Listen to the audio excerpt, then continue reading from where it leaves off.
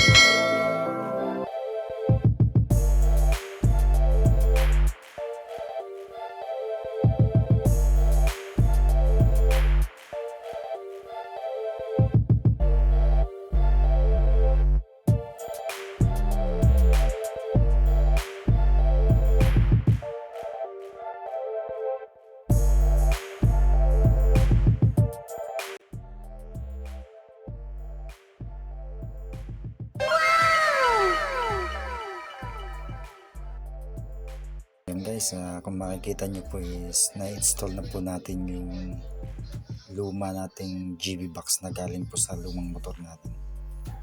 Ayan guys.